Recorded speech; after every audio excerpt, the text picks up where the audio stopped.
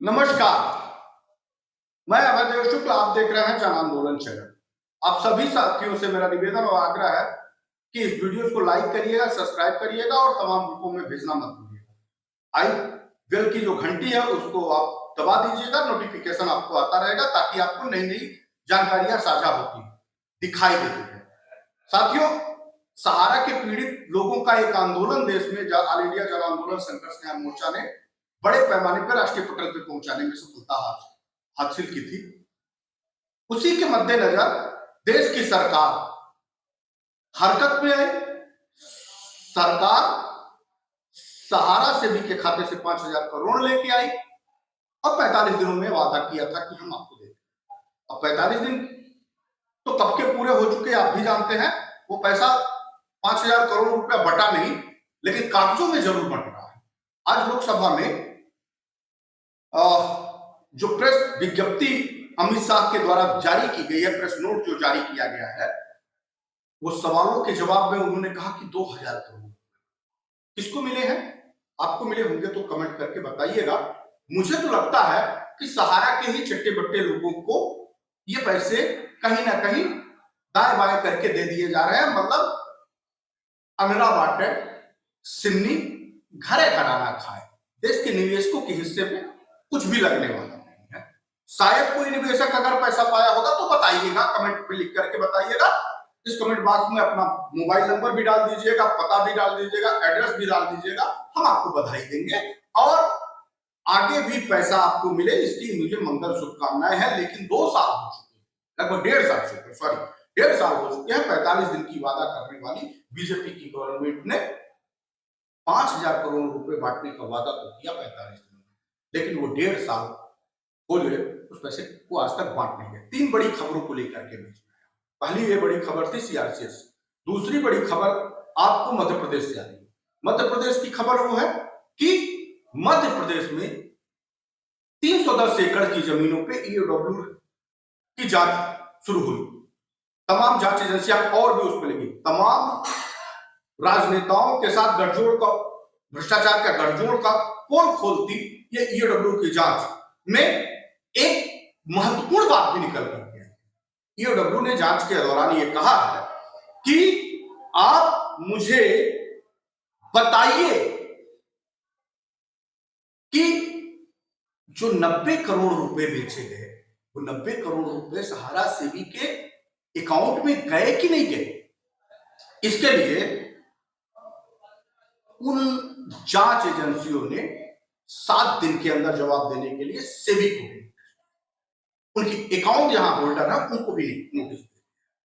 और भोपाल की जो 112 एकड़ की जमीन का मामला था, वो मामला मानो तूल पकड़ता हुआ दिखाई दे रहा है।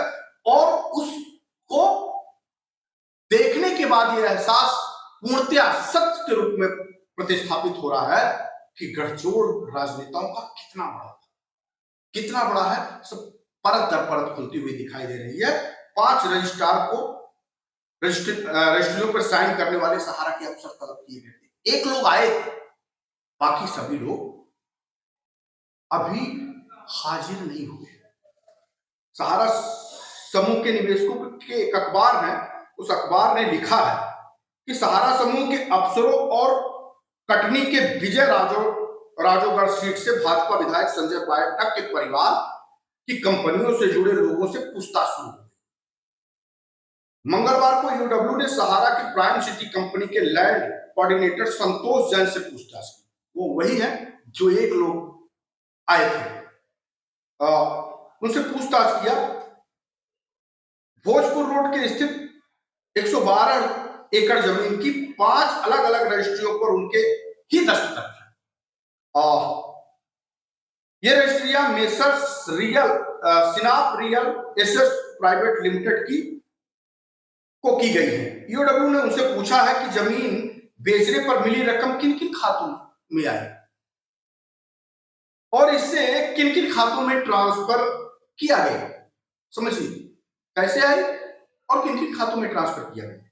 उन्होंने कहा कि इसके लिए कंपनी वित्त शाखा की जानकारी लेनी होगी और ईओडब्ल्यू ने उन्हें और समय दिया है। ईओडब्ल्यू ने सहारा के अफसरों और खरीदार कंपनियों के संचालक को पूछताछ के लिए बुलाया। 9 में से 3 लोगों को जवाब देने के लिए समय लिया है। 9 में से 3 लोगों ने जवाब देने के लिए समय लिया है, जबकि 3 लोग बुधवार को जवाब देंगे। देखते हैं कि वो कौन सा जवाब देंगे। आवासीय लैंड यूज को कृषि भूमि के नाम पे लिखवाया गया है। जांच एजेंसियों को पता चला है कि आवासीय लैंड यूज की इन जमीनों को कृषि लैंड यूज बनाकर बेचा गया है, वो भी तब जब इन जमीनों पर कॉलोनी बनाने के नक्शे भी पास करा लिए गए थे। हालांकि इस बिंदु की पुष्टि के लिए ईडब्ल्यू अब जमीन की तमाम जरूरी दस्तावेज जुटा रही है। आगे लिखा है अखबार में कि निवेशकों के साथ धोखा। ईओडब्ल्यू के सूत्रों का कहना है कि यह सहारा समूह और खरीदार कंपनियों ने सुप्रीम कोर्ट के आदेश का पालन किया होता तो ये 90 करोड़ निवेशकों को मिलने चाहिए।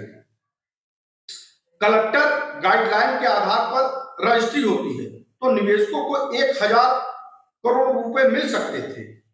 राज्य सरकार को स्टाम्प ड्यूटी में राजस्व 90 करोड़ पर नहीं बल्कि 1000 करोड़ पर मिलता, यानी राजस्व में भी 900 करोड़ रुपए का चूना लगाया गया। 90 करोड़ 910 करोड़ रुपए राजस्व का भी चूना लगाया गया, यानी निवेशकों को लूटा तो लूटा, वहां की सरकार को भी लूटा। ये दूसरी बड़ी खबर थी जो आपके बीच में है, जो मध्य प्रदेश के लोगों से जुड़ा मामला था। अगर ये पैसा 310 एकड़ की जमीन सर्किल रेट के हिसाब से भी बेची जाती तो लगभग 8 से 10 जिलों की जो मध्य प्रदेश के निवेशक हैं उनके पैसे का पाई का भुगतान हो जाता। लेकिन गठजोड़ जग जाहिर होता दिख रहा है। अभी खुलासे और भी बाकी हैं जो धीरे धीरे आपके बीच में दिखाई देंगे। यहां तक उत्तर प्रदेश में भी धड़ल्ले से जमीनें बिक रही हैं। आजमगढ़ में भी 40 एकड़ जमीन बिकने की बात आ रही है, जो करोड़ों की संपत्ति थी। मेन हाईवे से सटा था, मेन शहर के बगल में था, जिससे सिर्फ आजमगढ़ के लोगों का नहीं, आजमगढ़, बलिया, बनारस, मऊ सहित पूर्वांचल के काफी जिले के लोगों को रिलीफ मिल सकता था। लेकिन वो जमीन, सूत्रों के हिसाब से बात करें तो वो जमीन किसी 2 भाइयों के नाम ट्रांसफर कर दी गई और आज अपने पैसे के लिए लोग दर दर की ठोकरें खा रहे हैं। तीसरी बड़ी खबर उससे है, आंदोलन से ही जुड़ी है। कौन? जिस खबर को लेकर के मध्य प्रदेश के कटनी में हाई तौबा मचा हुआ है, सहारा प्रबंधन तंत्र और राजनेताओं का भंडाफोड़ हो रहा है, उसके लिए समाजवादी पार्टी के वहां स्थानीय विधायक ने मोर्चा बांधा। अच्छी बात है, जननेता को जब भी जागना हो, हालांकि ये राजनीति है, लेकिन जब जनप्रतिनिधि गरीबों की, पीड़ितों की, शोषितों की, वंचितों की आवाज को बोलता है तो जननायक हो, नेता हो जाता है। और कटनी से जो विधायक हैं, स्थानीय स्तर पे जो विधायक हैं समाजवादी पार्टी के, उन लोगों ने मोर्चा खोल दिया है। कौन है वो? सपा का प्रदर्शन, यानी समाजवादी पार्टी मध्य प्रदेश की यूनिट का प्रदर्शन, सहारा की जमीन के मामले में कार्रवाई की मांग कर। कौन है? कटनी समाजवादी पार्टी सपा ने बुधवार को सामूहिक जमीनों पे कथित घोटालों में घंटाघर पर आम सभा आयोजित कर प्रदर्शन किया। प्रदेश अध्यक्ष मनोज यादव ने कहा कि विधायक संजय पाठक के परिवार और कंपनियों ने भोपाल, जबलपुर, कटनी में सहारा समूह की सैकड़ों एकड़ जमीन नियमों की अनदेखी करते हुए औने पौने दामों में खरीदा और पार्टी ने मांग किया कि इन सभी रजिस्ट्रियों को शून्य घोषित कर दिया जाए। बेहद अच्छा कदम है। समाजवादी पार्टी के प्रदेश अध्यक्ष और स्थानीय विधायक हैं वहां के, उनको ऑल इंडिया जन आंदोलन संघर्ष न्याय मोर्चा हृदय से साधुवाद देती है कि कम से कम पीड़ित जनता की लड़ाई के लिए आप निकल करके आगे आए और इन सभी रजिस्ट्रियों को शून्य करने की मांग उठाई है। शून्य की जाए, जमीन की क्रय विक्रय नामांतरण पर रोक, निर्माण पर रोक लगाई जाए। साथ ही घोटाले में शामिल कंपनियों के शेयर होल्डर, डायरेक्टरों और संबंधित लोगों के पासपोर्ट को जब्त कर लिया जाए ताकि वे देश छोड़कर ना भागने पाए। सभा के बाद सपा नेताओं ने प्रधानमंत्री और मुख्यमंत्री के नाम कलेक्टर दिलीप यादव को ज्ञापन सौंपकर कड़ी कार्रवाई की मांग की। ये 3 महत्वपूर्ण खबर है जिसपे देश के निवेशकों के भुगतान के रास्ते कैसे अटकते हैं, राजनेता कैसे लटकाते हैं, इन बड़ी बड़ी कंपनियों में कैसे ये बैकडोर से तमाम निवेशकों के पैसे को हड़पने का प्रयास करते हैं और कैसे ये लोग उसके प्रभाव में देश के करोड़ों लाखों का गमन कर जाते हैं। सहारा की करतूत सामने आती दिखाई दे रही है, धीरे धीरे परतें बड़े पैमाने पे खुल रही। मध्य प्रदेश में तो काफी बड़े पैमाने पे कार्रवाई होती हुई दिखी है। क्या उत्तर प्रदेश में योगी आदित्यनाथ इन सभी लोगों के ऊपर शिकंजा कसेंगे या फिर योगी आदित्यनाथ के ऊपर भी कहीं ना कहीं प्रश्न चिन्ह लगता हुआ दिखाई दे रहा कि योगी आदित्यनाथ जी उत्तर प्रदेश में सहारा के प्रबंधन तंत्र को संरक्षण देते हुए उनकी जमीनों, उनके पैसे के बंदरबाट में संलिप्त है। कहीं ऐसा तो नहीं उत्तर प्रदेश के लोगों को न्याय नहीं मिल पाएगा और उनके पैसे डूब जाए। तो बने रहिएगा आगे वीडियोज में। ये वीडियो आपको इस नाते लेकर के आए हैं कि आप लोग अगर बड़े पैमाने पे 1 लाख लोग सड़कों पे निकले होते तो इन सभी लोगों को ये रोकने का मौका ना मिलता। ये सभी लोग आपके ही हकों पे डाका डाल के निकल ना जाते, आपके पैसे का भुगतान का रास्ता खुल जाता।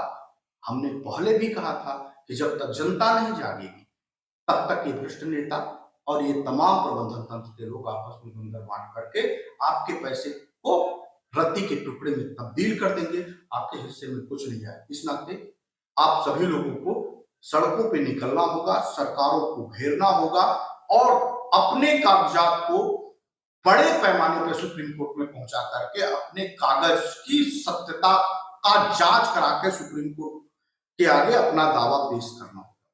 अगर आप करने में अक्षम नहीं हुए तो आपके पैसे का भुगतान नहीं हो पाएगा।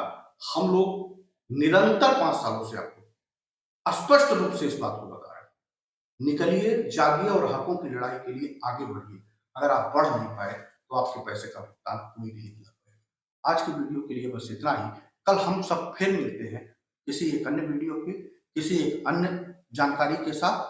आप लोग ऑल इंडिया जन आंदोलन संघर्ष न्याय मोर्चा के साथ कंधे से कंधा मिलाकर के सरकार को घेरने का काम करिए। सुप्रीम कोर्ट में जनहित याचिका में शामिल होकर के अपने पैसे को सुरक्षित करिए ताकि आपकी ये लड़ाई आपके पैसे के भुगतान के परिणाम में बदल पाए। तब तक के लिए कल मिलते हैं आपसे। तब तक के लिए जय हिंद, वंदे मातरम, शुभ रात्रि।